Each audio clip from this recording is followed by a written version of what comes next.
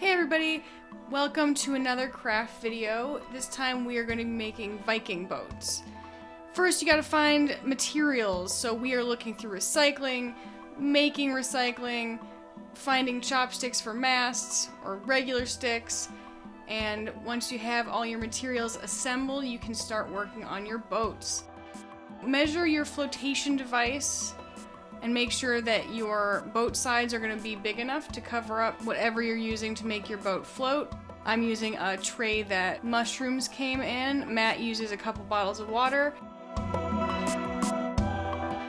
And then if you didn't quite measure it right and you make a template, you can always spread that apart a little bit. As you can see, I'm tracing it on the cardboard.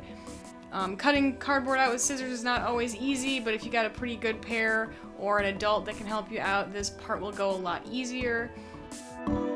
And when you have that finished, you can use that as a template to trace your second side onto another piece of cardboard.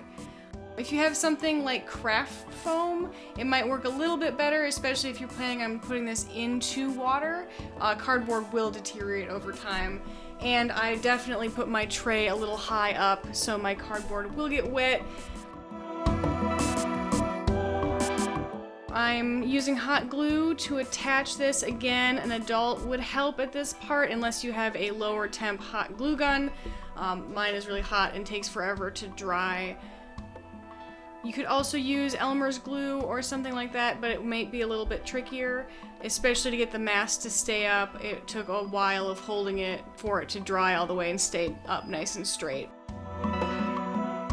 For the sail, I decided to double up a regular sheet of paper. And I'm putting stripes on. I have a ruler that's exactly as wide as the stripes I'm trying to make, which is nice.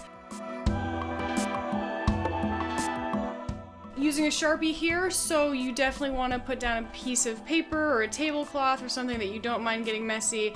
Otherwise there's going to be a big cleanup situation afterwards, and Sharpie's not the easiest thing to get off of tables and stuff. Sharpies are a good marker to use for this because they don't dissolve in water. Things like Crayola washable markers will definitely spread if they get wet, so think about that when you're using your supplies. If you have a hole punch, you can use that to make a hole for your mast. I have a little awl for bookbinding here. And then I'm going to use a little bit of hot glue to just hold the sail in place on my mast. And again, my hot glue takes forever to dry, so I end up sitting here holding it for a while to keep it nice and secure.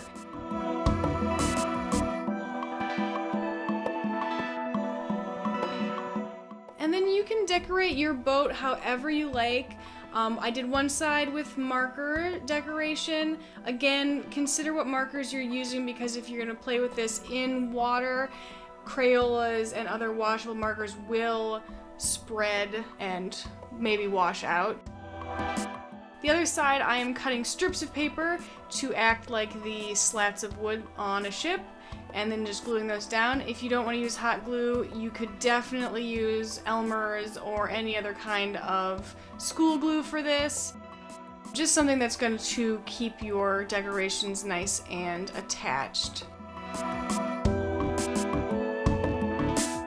If you have overhang, trim that off, make it look all nice and tidy. I decided I wanted to do a different masthead on this side, so I'm using this paste paper that you can sort of see through to draw sort of a dragony, horsey head, and then gluing that to another piece of cardboard so it's nice and sturdy.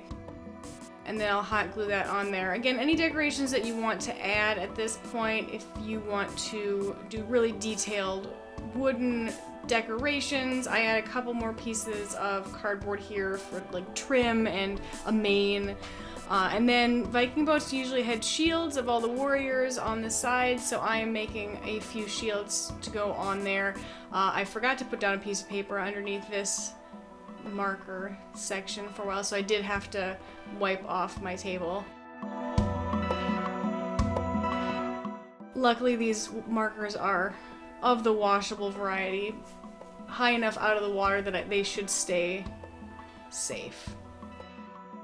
Because my Viking boat is a little bit low, I am painting it with some waterproof glue And here are the boats that I made, and Matt's boat coming in as well. Thanks so much for watching. This is a fun craft that has a lot of room for variation. I hope you try it and make it your own.